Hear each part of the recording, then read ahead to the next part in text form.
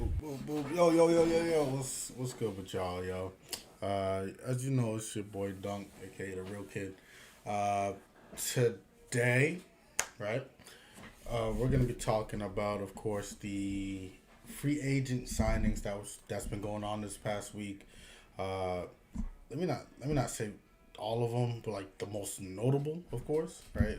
Ain't nobody worried about no 12th man on free agency signing. So, just, you know what I'm saying? Uh, but I just want to talk about the notable free agency signings. There's been pretty good movement, in my opinion, in regards between the East and the West, actually. Um, I'm starting to see a lot more balance in these teams.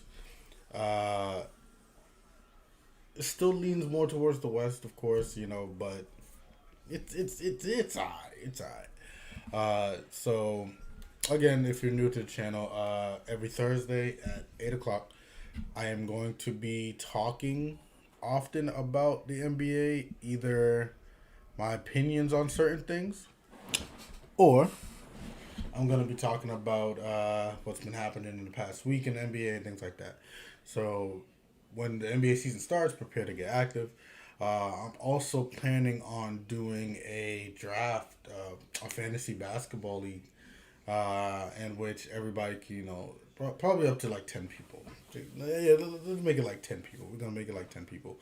Um, in which case, these people, of course, it's going to be fun. Don't know if I'm doing it for money, right? Don't know if I'm going to do that. But we'll see. Maybe I might do a little trophy for the winner at the end of the season. You know what I mean? Who knows? It might be a new tradition. Um, but yeah, every Thursday, NBA talk. Every Tuesday is general talk, right? Talk about relationships, talk about politics, talk about religion, all that stuff. Talk about your mindset and everything. That's Tuesday, right? Movie rankings, all that stuff. That's Tuesday. NBA is Thursday. All right. So let me get that out the way. So one of the first things uh, that's been happening, and I'm gonna talk about how each free agency signing, in my opinion, affects the team. Uh, Hey, what the fuck?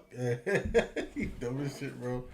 Well, we're talking about how each free agency signing affects the team that they left and affects the team that they go towards. So let me start off first. I'm gonna go from like smaller to bigger, right? So first things first, Kelly Olynyk went to the Pistons. He has left the Heat. Kelly Olynyk, in my honest opinion, is a pretty good player. He can give you about 19 and 7 a night. Uh, but the Heat, I guess, needed cap space for Kyle Lowry. So Olenek ended up going to the Pistons. I think it helps the Pistons in regards to their loss with Andre Drummond not being in the paint, but I don't know, man. I don't know, man. Pistons, you gotta do better than that. Graham is to the Pelicans. Lonzo Ball is of course gone. I will talk about what Lonzo Ball went into. Graham to the Pelicans. Uh, I'm trying to see. I'm trying to see if they build around Zion. If you look at talent wise and dominance wise, Zion should be the main guy in New Orleans. It should not be Brandon Ingram. Because with Brandon Ingram as the main guy, New Orleans still has not made the playoffs. When you put a healthy Zion as the main guy, they're making the playoffs. In my God, if the Grizzlies can make the playoffs, the Pelicans can make the playoffs. But they have had a hard time trying to decide whose team it is. Right? You got to put some veterans on the Pelican team. You can't just have all the young kids there and just act like everything's cool. You can't do that. For my Boston people, Aaron Fournier and Kemba are now to the Knicks. So basically, they are still in the same division as us. Um, QC is right. Talking about Lonzo, I'm gonna get to Lonzo after. Uh, but Kemba, of course, is trying to show that he's still Kemba Walker, right? He's trying to give you at least 20 plus a night, about 4 or 5 assists, 2 rebounds, right? Like, Kemba ain't going for them rebounds. Evan Fournier showed off in the Olympics, and he just thought, yeah, I'm the shit. And fuck Boston, I'm gonna go to the Knicks. I don't blame him. I don't blame him. If I'm be fair with you, when it comes to Boston, bro, we don't have. We don't have the nightlife like New York does. That's just a given. They got 24-hour delis and everything like that. You can go to a club at 3 a.m. Boston. I mean, we don't really have a nightlife here in Boston. But Evan Fournier doesn't seem like the nightlife type of person anyway. So that's the whole reason why like Boston is a respected team, but not really a high destination for people. You know what I'm saying? Um, Kemba, I think Kemba's still a good player. It's just the fact that he can never, since that injury last year, he cannot stay healthy. He cannot stay consistently healthy, bro. He just can't, bro. Like I don't. It's not a knock against him either. It's just now he's a liability, And again, he's still a great player. I think he should be. I think he should be on a team that needs a scorer, right? That needs a scorer. He doesn't do well on a team that has scorers already, right? Because then once he goes out of rhythm, he doesn't have much else to offer, right? Like that's all I'm saying. Um, the Bulls now. There we go. The Bulls now. The Bulls now have DeMar DeRozan and Lonzo Ball, right? They're joining Zach LaVine. I think the Bulls are now a 7th seed with that team. I think they're now 7th seed, if not 6th, right? Because they now have a mid range, right? They now have a mid range. They now have a point guard that can spread the floor, and now they have the ball out of Zach LaVine's hands all the time. So he has more energy to prolong the game. Uh, the paint is fine. The mid range for DeMar DeRozan will will allow less far-reaching long rebounds, right? Because with 3-point shooting in today's era, the reason why you don't often see big men average 10, 20, 10 rebounds or whatever is because when you shoot and you miss a three-pointer, it's going to go long, right? So you oftentimes end up with guards actually having larger rebound numbers than compared to like 3-5 years ago, you know. Um, does completely well for the Bulls. I think these were good trades. I'm not sure they're 3-point percent wise, but now they have a facilitator. Now they have a veteran that actually knows what he's doing. So that will be a good addition to the Bulls. Lonzo, yeah, again, Lonzo, in my opinion, should have went to Boston, but I don't think Boston was gonna pay him. It was it 85 mil, right? 85 mil. I don't think Boston's gonna do that, right? But at the same time, I think he would have been a good addition to Boston because of the fact that if um, if we have a facilitator in Boston, right? Because we have scorers already. We don't mind that, right? But we needed two things in Boston: a facilitator and a big man, right? And I don't mean big man that's gonna get you 10 boards. Like I don't mean that. I mean they're gonna average 15, 10, and 3, right? Something like that along those lines.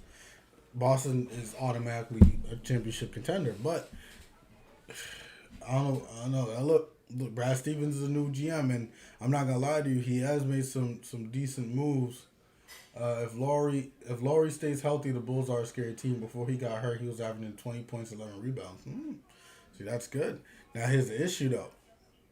With them, when you look at averages, it's about your option, right? Are you a first option, second option, third option now, and then are you going to be a fourth option, fifth option after the addition of these new players? And it all depends on coaching.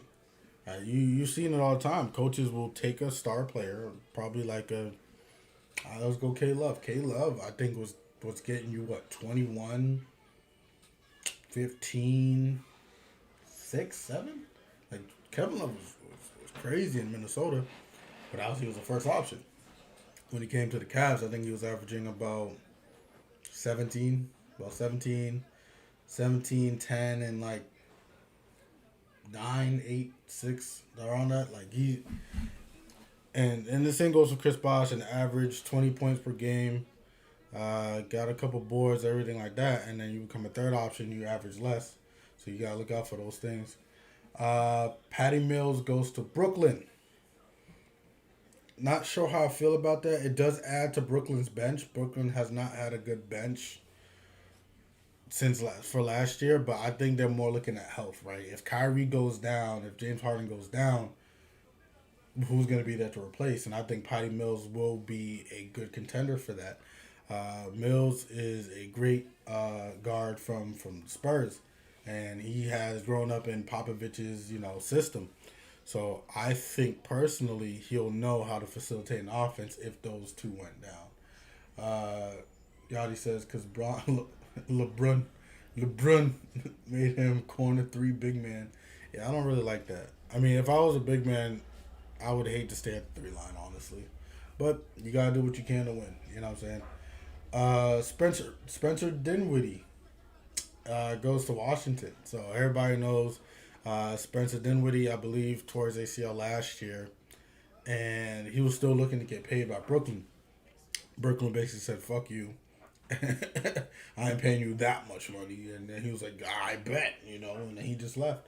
Uh, this, in my opinion, probably adds a decent it adds a decent player to Washington because they got rid of Russ, but that's not gonna save Washington, right? That's not Washington doesn't know how to build a team at all, man. Like I could build a team better than Washington, bro. Like I'm sorry, like that's just how it goes. I'm confused as to why they got that. Uh, what it does though is it does attack Brooklyn's. It does attack Brooklyn's bench though. Everybody knows Dinwiddie had to take a seat once you put in Kyrie into the matchup, and everybody's gonna prefer Kyrie over Dinwiddie, even though Dinwiddie was snapping when Kyrie was injured those years. He was snapping. He was the whole reason they got into the playoffs the first time, and Kyrie wasn't even invited to the damn thing. But that's when Kyrie was like, the earth flat. Uh, Yachty says, worst decision of his career. Now he's a mental case because we all know how good he is and was, but never got back to used to being the sidekick. Yep. So certain talent needs that one break off season so they know, okay, I'm as good if not better than some of these guys, right? And we have seen it, Boston fans, with Scary Terry. Terry Rozier saw what happened when he was the main guy point guard wise in Boston when Kyrie was injured. And then what happened? Kyrie comes back. Now scared, Terry's not even happy with his role because now he went from literally a star, borderline all star, in the playoffs. Right, he got to the Eastern Conference Finals, to then have to sit back to Kyrie, and then to make matters worse, you had in locker room fighting and stuff like that. And I believe they said Rozier was part of that, like because he was unhappy with his role being a bench player. So that's what happens. You let people see their potential of what they can do, and then you just go, yeah, we're gonna put somebody better than you out there, and then you gotta compete with that. You know what I'm saying? So, I mean, I don't blame Kyrie, but Kyrie has shown that his mind isn't on basketball at all. So I'm not even gonna knock that. So Spencer, again, let me talk about the Spencer.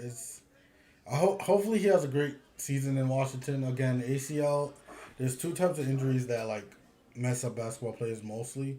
It's the ACL and the Achilles, right? Because it messes up your spontaneous movement, right? Remember, basketball is all about spontaneous movement. You're running, sprinting back and forth until there's a timeout. You know what I'm saying? So there's that. There's the dunks. There's explosions off the floor. So those two injuries are definitely hard to come back from. And we all seen Derrick Rose, in which case, and this is the good news, is the Knicks decided to sign Derrick Rose again, I believe, to 3 more years. Derrick Rose did say he wanted to come back to New York, so that's good for our boy Derrick Rose, no bullshit. The biggest thing though is that we have seen Derrick Rose tear an ACL, then tear another ACL, then tear his hamstring. For some reason, the ACL seems to be the gateway of injury, right? Everybody that tore the ACL in the NBA just somehow gets more injuries as time goes on. D Rose is the best point guard ever. Nah, I'm sorry, bro. Sorry. D Rose is the most untapped potential point guard ever. Noble. I think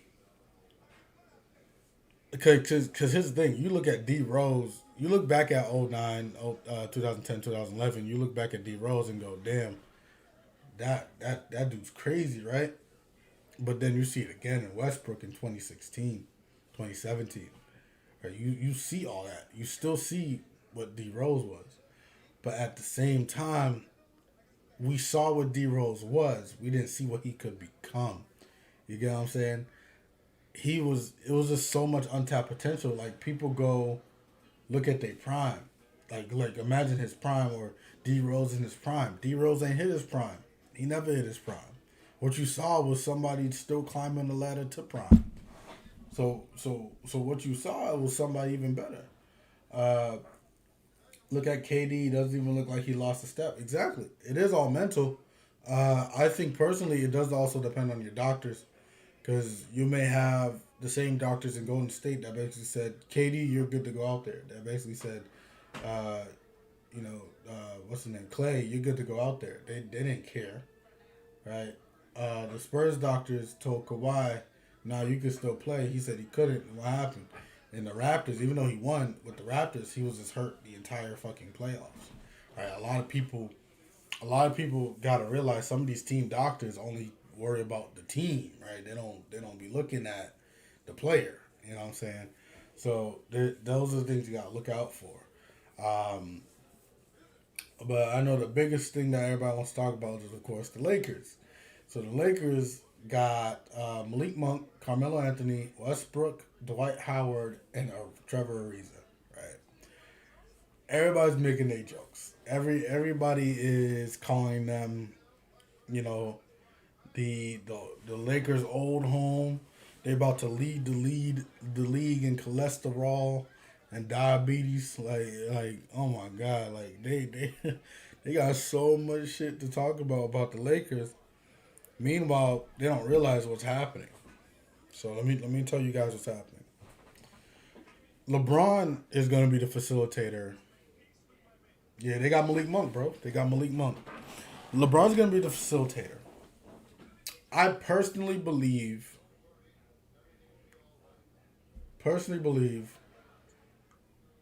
the Lakers will be fine. They're gonna of course have Russ work on his threes. He's not gonna turn into like a 40% 2 point shooter, right? He's not gonna do that. But if you look at the roster, I think the potential roster is Westbrook, Monk, Braun, AD, Dwight Howard, right? I don't think they're gonna focus on threes. I think it's gonna be to the point where you just can't stop them, right? Like how often? Like look at it this way. AD oftentimes has to be double teamed, right? They now take him out of the center position and put him into the power forward position. Oh yeah, Horton is better than Monk.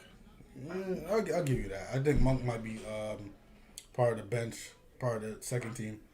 Uh, but you're gonna have three people on the team that, in my opinion, need to be either stopped at the top of the key or double team.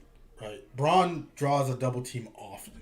Right, Braun, no, Melo's got to come off the bench. Melo, in the past few years, has played his best basketball when he's not a starter. It's when he comes off the bench. Um, they might have that team in two units. Actually, they might have LeBron in the first unit and Westbrook in the second unit. Or when Braun feels like he needs to take a break, Westbrook runs the offense. And I feel like LeBron's IQ when it comes to basketball is going to rub off on Westbrook a bit. Westbrook is going to tend to slow down because of who Braun is. But at the same time, I feel like Westbrook's also going to have Braun move faster. You know what I'm saying? Like, they're going to rub off on each other. Pause. Um, then you have AD. AD can still shoot. He's not the greatest shooter, but he can still shoot. Right? So AD doesn't need to be in the paint if he doesn't want to. Now imagine fast breaks. Imagine fast breaks. You see both. You see both Braun and Westbrook coming at you. Fast break. It's just you. Now who the hell you going? Who you going to defend? Huh? If you defend Braun, you getting an alley oop and getting Westbrook dunk in your face, right? If you defend Westbrook, you getting an off the backboard dunk to Braun. Like you can't. This I think their fast break is gonna be tough. I think their fast break is gonna be too tough to stop, bro. No bullshit. So yeah, so Lakers, in my God honest opinion, have won this offseason so far. Now, who knows what may happen next? You have a couple people that still like you just don't know what's going on. Trying to see where it went. Let me see. It should be, yeah, I know Kawhi for sure. Kawhi for sure, nobody knows what he's gonna do. Like he hasn't said anything. Dennis Schroeder, he's probably punching himself right now, because of the fact that he wanted more money from LA. Oh my God! So he's punching the floor right now. And like Yachty said, Laurie is nobody knows what he's gonna do. Nobody knows what he's gonna do. Jared Allen is still staying with the Cavs. He signed a 5-year contract. Mike Conley is the biggest finesser in history. This man got $72.5 million with the Utah Jazz, 3 years. Tim Hardaway Jr. I think is pretty decent. Dallas Mavs for 4 years. Duncan Robinson re-signed with the Heat for 5 years. Mind you, this man was about to be an accountant. Right? He's about to be an accountant. And he out here 90 mil, you know what I'm saying? Cameron Payne did snap for the Phoenix Suns last year. So he signed for 19 mil. TJ McConnell is staying with the Pacers for 4 years for 32 mil. Nerlens Noel is going to be great for the Knicks interior defense. He's signing for 3 years. Bobby Portis, big-eyed Bobby, signed 2 years with the Bucks for 9 mil. I think he's there for more like a vibe. You know what I'm saying? Not really his skill, but his vibe is pretty good. And Norman Powell will be with the Trailblazers for 5 years. Trailblazers need to be doing some shit. I kid you not. Trailblazers need to do some shit, bro. Damian Lillard's like, hey, I'm gonna stay with you, but I need something. God damn, I need something, bro. You know. Let's see. Healthy Nets still scary.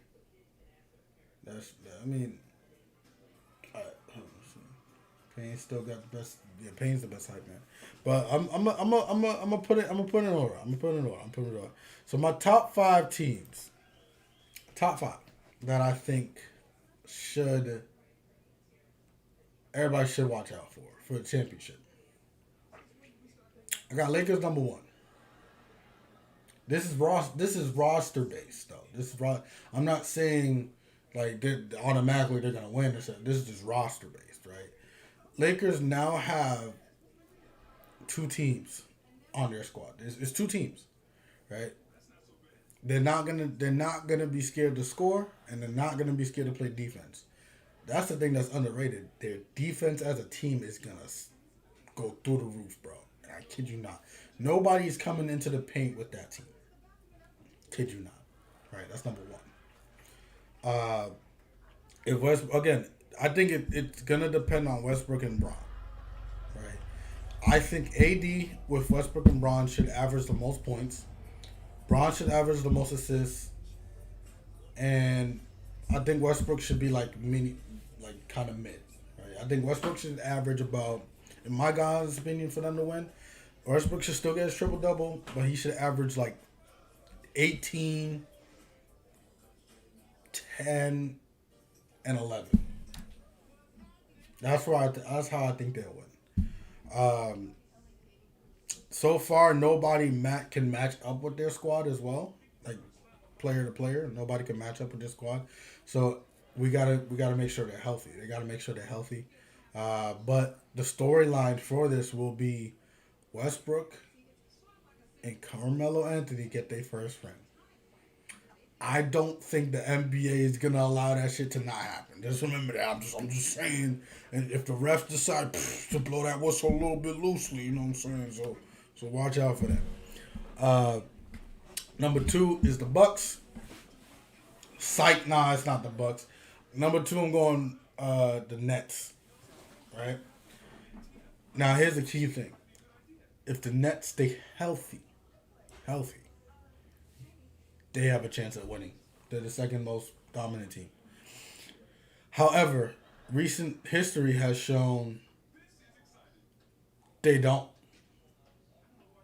They don't. They just don't get. I said Kawhi. Kyrie has had one healthy season since leaving Braun. You know that, right? Like Kyrie has had one healthy season since 2017. It's been 4 years. Think about it. His first year joining the Celtics, he gets injured. Then he gets the second year where he finally gets to play, but guess what? Second round exit. Then he joins the Nets, gets injured. Next year with the Nets, injured. Right, that's 4 years. 4 years, this man has only had one. Yachty says, 2 rebounds in the NBA Finals game is unacceptable. Look. I mean, shit. You know, I don't think AD got damn, you heard that stutter. I don't think AD has to get rebounds with that team though. Everybody on that team is going for the rebounds. No bullshit. Everybody on that team is going for the rebounds. But I will say this: AD should be focusing on developing a more mid-range shot. Because you don't want the long rebounds to go out and go back, and then there's a fast break. You don't want that. Kyrie only played 11 games in Duke and still ended up the number 1 pick, which is pretty crazy. I'll be straight up with you. You never hear about that happening, but there's not much you can do there. Let's see. But remember though, with a injured Kyrie, an unhealthy James Harden. I say unhealthy because injury doesn't make you shoot bad, right? Like injury doesn't make you go, let me shoot in front of 3 people. You know what I mean? A lot of people are blaming James Harden being sucky based off his injury. And it's like, no, James Harden was inefficient as fuck, right? You could say he couldn't run fast. You could say that, right? But if he's putting up threes in front of people's faces and missing, that's on him. What the fuck? So y'all can't really do that. Let's see. But yeah, even with those guys, they were still one smaller shoe size away from the finals. One smaller shoe size, right? If KD's foot wasn't so damn long, they win that game because that was a 3. All right, remember that was a 3. So that's all I'm saying with that. So the Nets are definitely number 2. Number 3 is the Bucks. You cannot disqualify. You cannot disqualify the reigning champions. Right, the reigning champions should always be top 3. They have shown that team basketball is better so far this season, but nobody can stop Giannis. Right, a lot of people don't realize this. The only reason why the Bucks get eliminated prior to this year was that you had to stop Giannis. Not one person did, so they put three people on him or 4 people to block the paint for him, right? So what happens? You get Drew Holiday to help Chris Middleton out on the perimeter, right? So now you have 2 other scoring options to happen. So you can't just go all in the paint with Giannis, right? A lot of people don't realize that. You can't, like before when the Raptors were facing them with Kawhi stayed in the paint, right? They all stay in the paint. Giannis come drive. Nah, Giannis, I'm sorry, right? You can't do that no more because now you have threats on the outside now, and lo and behold, when Giannis is out, uh, Brooke Lopez steps the fuck up. Well, I think he got what 34 around that. This man snapped. So, what people used in the past to worry about Giannis, they can't do it no more, right? Uh, let's go with so that's number 3. Those are the Bucks. Number 4.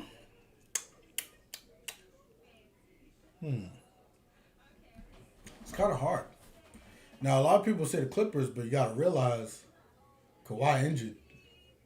Kawhi had an ACL tear, so Kawhi's not in this season. So I got the Clippers at like the 7th seed. So it's not them. I would say if they could be efficient, Celtics. That's number 4. Right? If they could be efficient, now they have new players. Right now, it's truly, if it is truly uh, Tatum's team now, truly, I think the Celtics could take it. Again, it's not over. We have until tomorrow, I believe, for any deals for the Celtics, and they're trying to bring back IT. I don't think he's gonna get there, but they're trying to bring him back. So when Tatum does need a seat, I would say when Tatum does need a seat, and Jaylen Brown is tired because he's he's gonna be on restricted minutes because of his injury. If IT can still perform even half of how he performed when he was with us, then I think the Celtics have a team that can go to the championship. So that's number 4. I can't say the Suns because the Suns. Hear me out with the Suns. Injuries are part of the game. That's true. But the Suns are the only team in history to face every team without its main playoff scorer, besides the Bucks. Every team. Ain't that crazy? That's pretty. God was trying to give him a chance. He said, "Look, I'm trying to help you. I'm trying. I put you up 2-1, 2-0. I'm trying to help you. You know what I'm saying?" But lo and behold, Chris Paul is now 0-4 when it comes to leading by 2-0. He's now 0-4, and it's not against Chris Paul, and I think the Suns are good players, but they had so much hype to him, right? And then you have people comparing Booker to Kobe. Kobe? This Kobe right here? Yeah, people comparing him to this man? How the fuck? What the fuck? Yeah, it's crazy, right? But besides all that, Booker played well.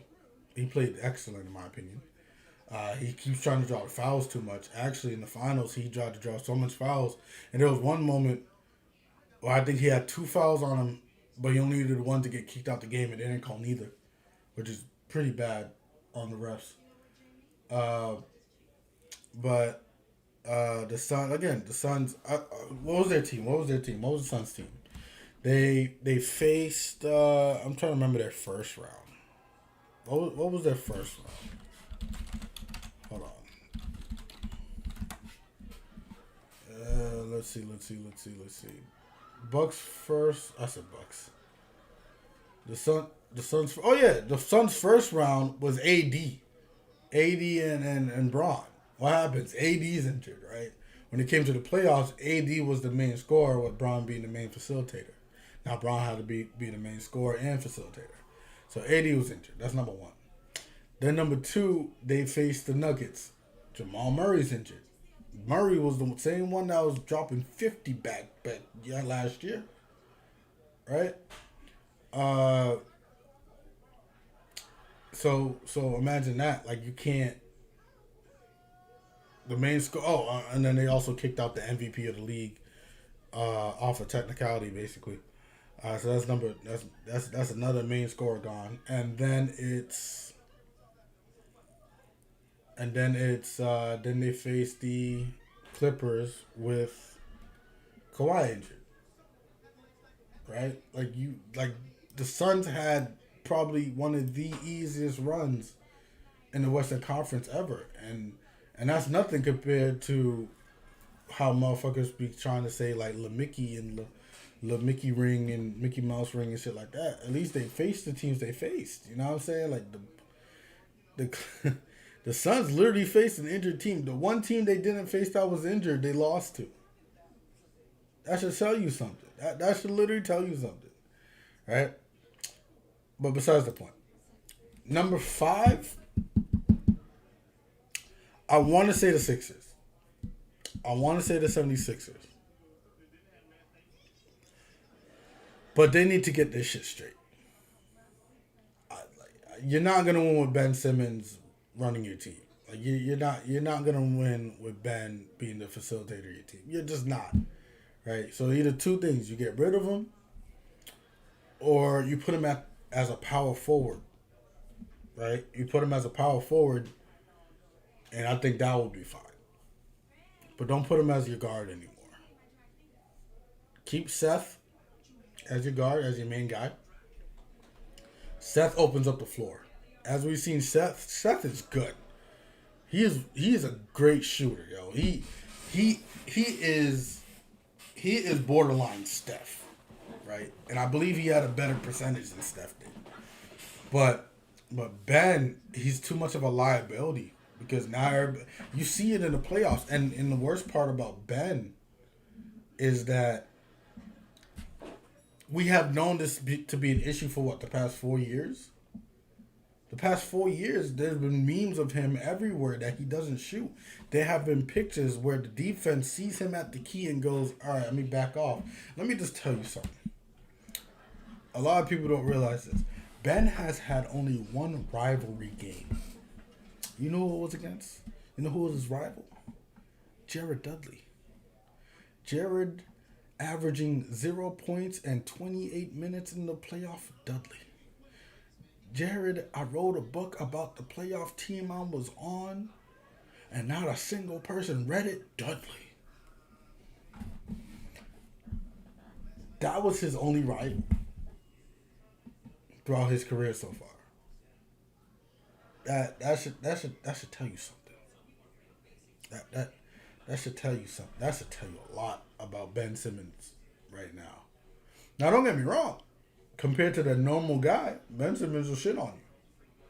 But it's the fact that he's refusing to get better. He's refusing to get better. It's not that he's not getting better. He's refusing to get better because he feels like he's God's gift to the world. He was the same way in college. Well, I gotta go to college, and then abandon his teammates. Like if you look at every interview, he laughing at the other player and shit like that. He refuses to get better. Yeah, Jared Dudley was his only rival. His only rival. That talking shit thing, that was his only rival. I kid you not. Kid you not. And you know how you know. Ben Simmons even tried to put a case for his Defensive Player of the Year stint. And he tried to say, oh, but I scored 42 points on Rudy Gobert, right? Like okay, so it means you clearly don't know basketball, Ben. Because you only scored, I believe, 6 points against Rudy Gobert out of your 42. Only 6. I think you went 2 for 8. 2 for 8. You know what I'm saying? Like that's kind of wild. That's kind of wild. But by 2 for 8, I mean like he made I think he made two free throws and shit like that. I forgot. But he had a sucky game against Rudy individually. Had a great game against the Jazz. And a lot of people don't realize that when you add context. Don't look at, this is why they call it advanced stats. Do not look at a game as a whole and go, but he snapped on this player. No. Right? A lot of people do it with Kawhi versus LeBron in 2014. A lot of people do it with Iguodala versus Braun in 2015. If Braun averaged 30 against against a team, you're going to think, oh, that person wasn't playing good defense. But then you see a person who was averaging 30 can only score 2 points against that person. Then they were playing great defense, was they not? If you can only average 2 or 3 points on a person, but you average 30 against a team, that means that person's the one shutting you down. Is that not correct? Right? But a lot of people don't realize that. That's why you got to add context. But 76ers, if they get their shit together, top 5. So it is Lakers, Nets, Bucks, Celtics, Sixers. Wow. Actually, now that I realize it, I just put 4 Eastern teams and only 1 Western team. I never thought I would ever do that. Never in my life that I think I would ever be able to do that. I know, like, 90s basketball, you could do that. Not today's ball. So that kind of shows you a lot, actually. That kind of shows you where we're going in regards to the balance in the NBA. No bullshit. Oh my God. So that's my top 5 teams. He said thank you. So I have these things. So I'm starting another segment. It's probably like a 2-minute segment where I say it's basically called like let's introduce some context, right? So one of the biggest things that a lot of people love to talk about, and this is when like a lot of people take a blatant statement or a blatant thing and forget to add context in order to make sure what they say is correct. So let me put it this way. A lot of people say KD the Warriors needed KD to win.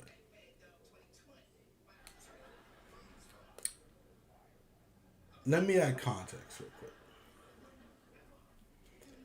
KD and Russell Westbrook had that same 7-3-9 Warriors team 3-1. You saw that fidget? 3-1, right? They then do not make adjustments for 4 games straight. 3 games straight, my bad. 3 games straight, they don't make adjustments. They then face the Cavs, who they also had 3-1. Right? This is the Warriors. Their big man gets a broken foot. So now nobody can protect the paint. Their motivational guy, the spirit of the team, Draymond, he's sent back at Oracle. He's kicked out. He's kicked out the game.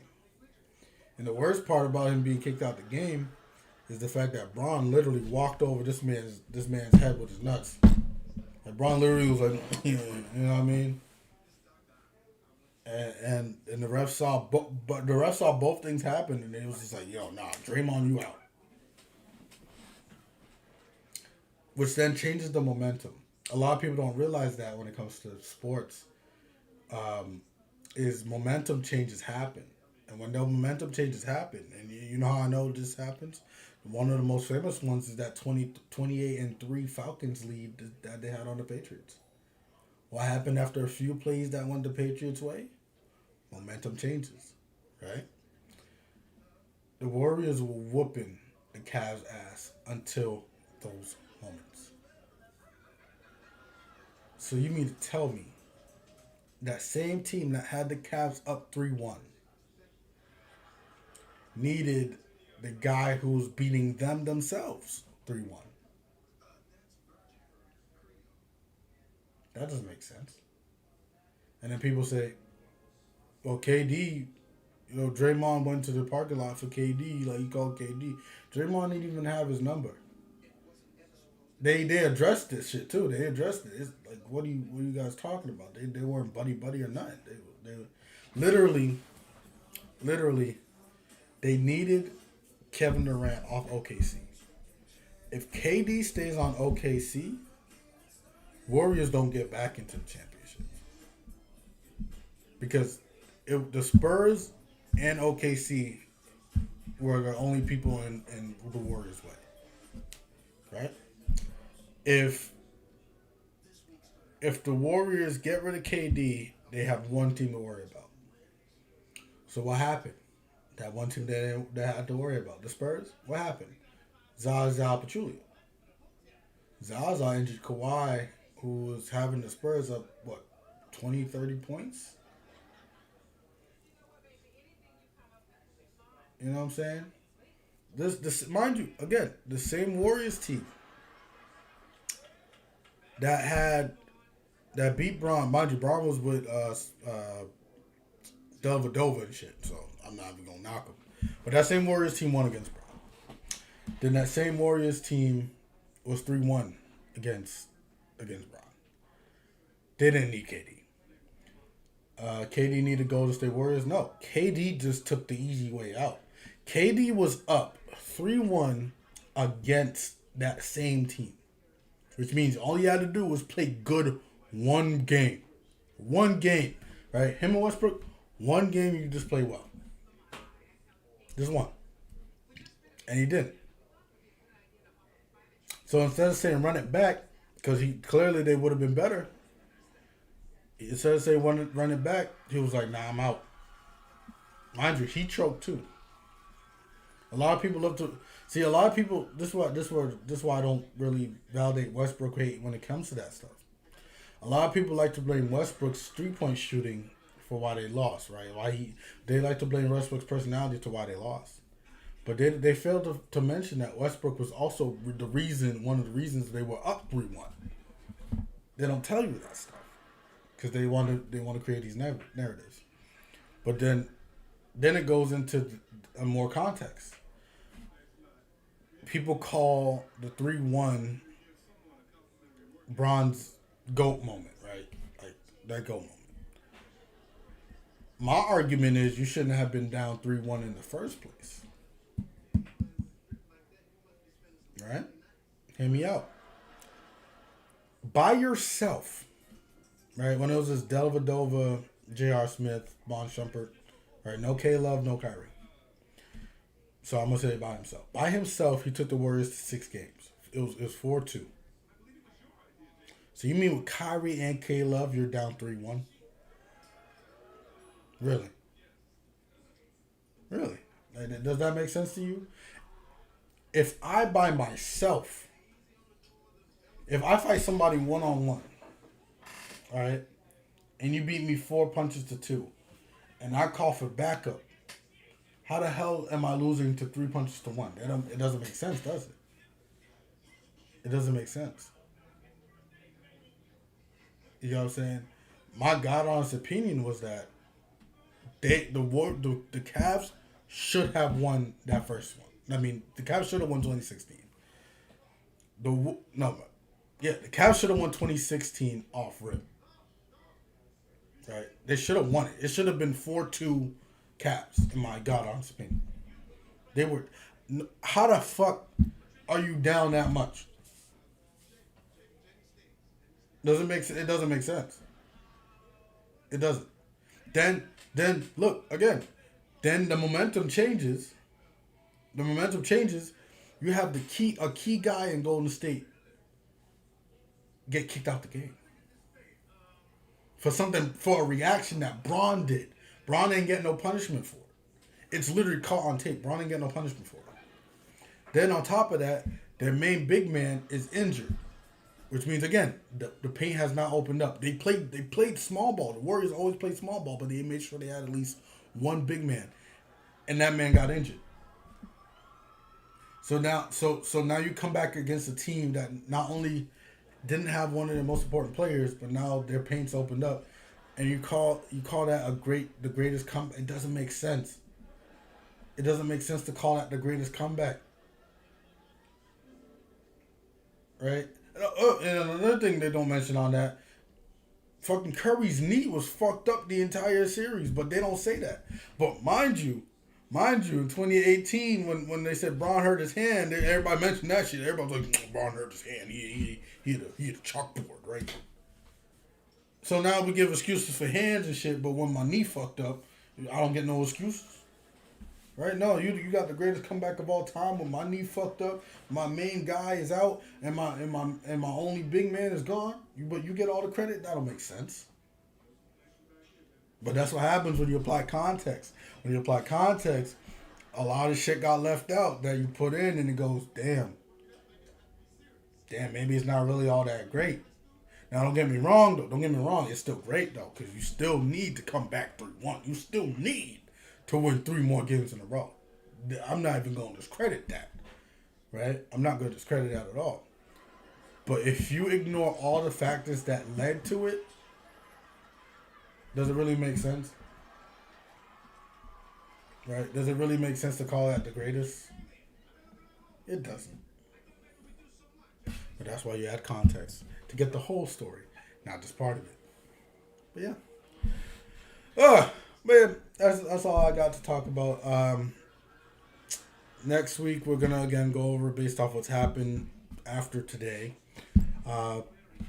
Then I'll go over my top 10 players of all time. That's a lot. That's a list for a lot of people. A lot of people's list differentiates. So I'm gonna have 2 different types of lists.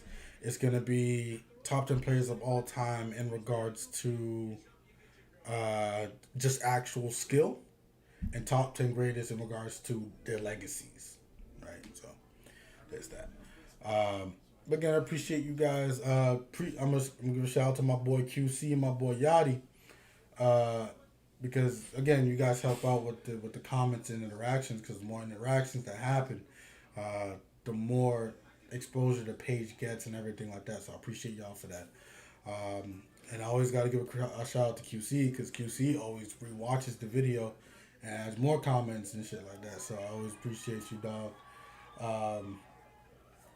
You know what I'm saying? But yeah, shout out to both of y'all. Y'all my brothers, for real, for real. So again, tune in next week. You know what I'm saying? We're going to be talking about those things. And then hopefully, I don't know, soon I'll have a co-host on here so we can have a back and forth. Because I feel like yelling at people when it comes to basketball, no bullshit. But until then, it's going to be just me. And again, as y'all know, I love talking basketball. So appreciate y'all for coming through. I'm going to see if I can get the fantasy league started probably next month. Next month should be about good. And then, again, I'm going to talk about it as time goes on, but hopefully get a small trophy for the winner. Maybe they get like $20 or $30. I don't care, right? So y'all have a blessed night.